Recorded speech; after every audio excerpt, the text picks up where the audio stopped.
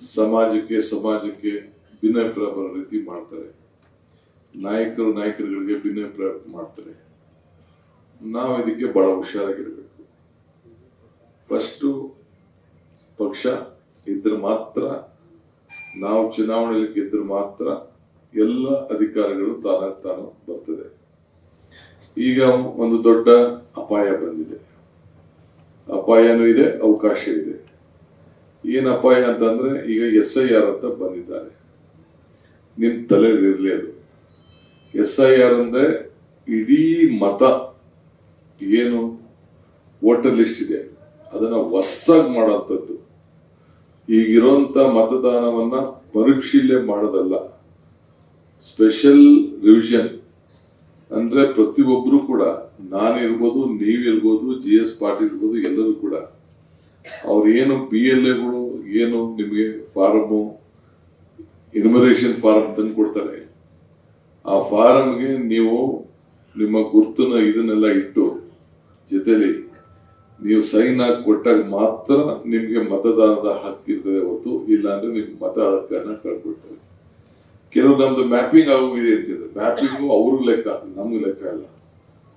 90% mapping ಆದ್ರೂ, 99% mapping ಆದ್ರೂ ಒಂದೇ ಸತಿ 50% 60% ವೋಟ್ನ ತೆಗೆದಾಕುವಂತ ಒಂದು ಸಂದರ್ಭಗಳು ಇರ್ತದೆ.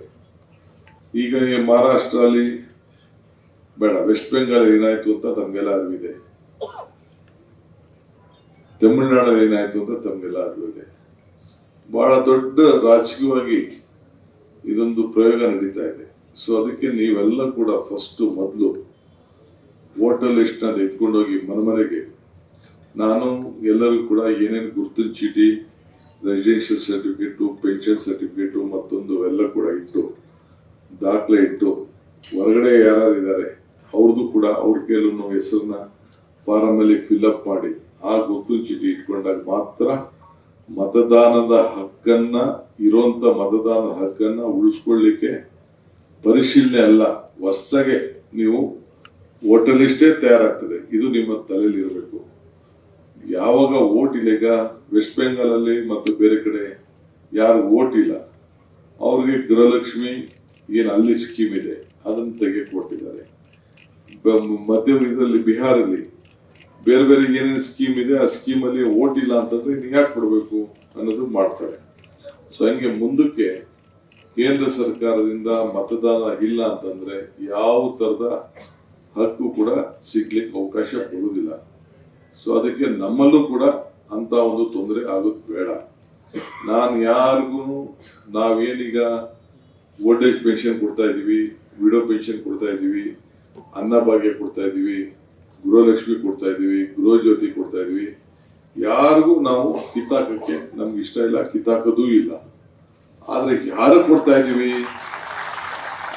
ಅವ್ರದೇ ಫೋನ್ ನಂಬರ್ ಕೊಡ್ತಾ ಇದೀವ, ಅವ್ರದೇ ಗುರುತಿನ ಚೀಟಿ ಕೊಡ್ತಾ ಇದೀವ, ಆ ಹಣ ಅವ್ರಿಗೆ ಹೋಗ್ತಾ ಇದೆಯಾ, ಬೇರೆಯವ್ರಿಗೆ ಹೋಗ್ತಾ ಇದೆಯಾ, ಮಗನ್ ಫೋನ್ ನಂಬರ್ ಕೊಟ್ಟಿದ್ದಾರೆ, ಇನ್ ಪಕ್ಕದ ಮನೆಯವ್ರ ಫೋನ್ ಕೊಟ್ಟಿದ್ದಾರೆ, ಇವೆಲ್ಲ ಇದೆ.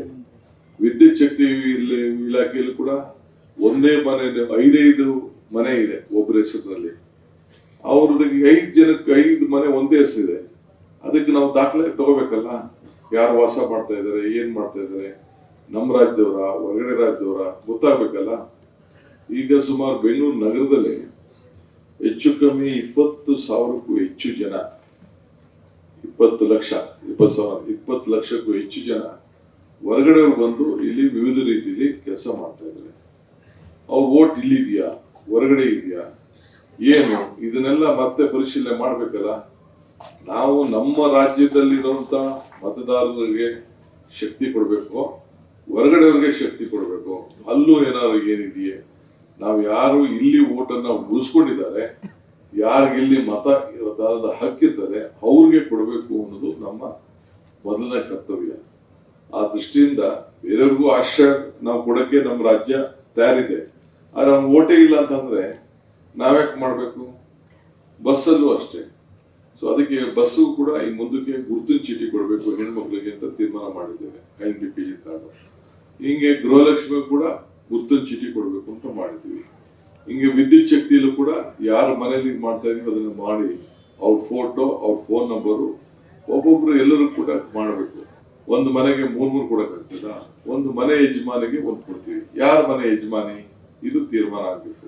ಆದ್ರಿಂದ ಯಾರು ಕೂಡ ವಿರೋಧ ಪಾರ್ಟಿಯವರು ಏನೇ ಪಾಪ ಹೇಳ್ಕೊಳ್ಳಿ, ಅವ್ರ ಸರ್ಕಾರಗಳಲ್ಲಿ ಏನೇನ್ ಆಗ್ತಾ ಇದೆ ಅಂತ ನಾನು ಈಗ ಬಿಡಿಸಿ ಈಗ ನಾನು ಮಾತಾಡಕ್ ಹೋಗುದಿಲ್ಲ. ಬಿಹಾರ್ ಅಲ್ಲಿ ಏನಾಗ್ತಾ ಇದೆ, ಅಸ್ಸಾಂ ಏನಾಗ್ತಾ ಇದೆ, ಮಹಾರಾಷ್ಟ್ರ ಏನಾಗ್ತಾ ಇದೆ, ನಾನು ಅದನ್ನೆಲ್ಲ ಈಗ ನನ್ನ ಚರ್ಚೆ ಮಾಡಕ್ ಹೋಗುದಿಲ್ಲ. ನಾನು ನಮ್ಮ ಬಡವ್ರಿಗೆ ನಾವೇನು ಕಾರ್ಯಕ್ರಮ ಕೊಟ್ಟು ಆ ಕಾರ್ಯಕ್ರಮಕ್ಕೆ ಅರ್ಹತೆಗೆ ಏನ್ ಬೇಕೋ ಒಂದು ಮೂಲ ಮತ, ಆ ಮತನ ಕಾಪಾಡ್ಕೊಳ್ಳಿ. ನೀವು ಹುಷಾರಾಗಿರಿ.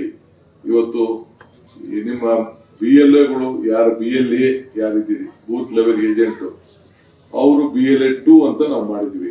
ಅವರು ಆ ಫಾರಂ ಅನ್ನ ತೆಗೆದುಕೊಂಡೋಗಿ BLO ಏನು ಕೊಡ್ತಾರೆ, ಒಂದ್ ದಿನಕ್ಕೆ 50 ಫಾರಂ ಏನೋ ಮನೆ ಹಂಚಕ್ಕೆ ಅವಕಾಶ ಇದೆ. ಅದ್ರಲ್ಲಿ ವಾಪಸ್ ಕಲೆಕ್ಟ್ ಮಾಡಿ ನೀವು ಹೋಗಿ ವಾಪಸ್ ಅವ್ರಿಗೆಲ್ಲ ಬರ್ಸಿ ಫಿಲ್ಅಪ್ ಮಾಡಿಸಿ ಎತ್ಕೊಂಡು BLO ಕೊಡಬೇಕು. ಒಬ್ಬೊಬ್ರು 10 ಕೊಡಕ್ಕೆ ಅವಕಾಶ ಇದೆ. ಸೊ ಅದನ್ನ ತೆಗೆದುಕೊಂಡು ಹೋಗಿ ಕೊಟ್ಟು ಅವ್ರಿಗೆ ವೋಟರ್ ಲಿಸ್ಟ್ ಅಲ್ಲಿ ಕರೆಕ್ಟ್ ಆಗಿ ಕ್ರಮಬದ್ಧವಾಗಿ ಮತದಾನದ ಹಕ್ಕನ್ನ ಅವ್ರಿಗೆ ಕೊಡಿಸಿ ಆಗ ನಮ್ಮ ಮತಗಳನ್ನ ಉಳಿಸ್ಕೊಳ್ಬೇಕು.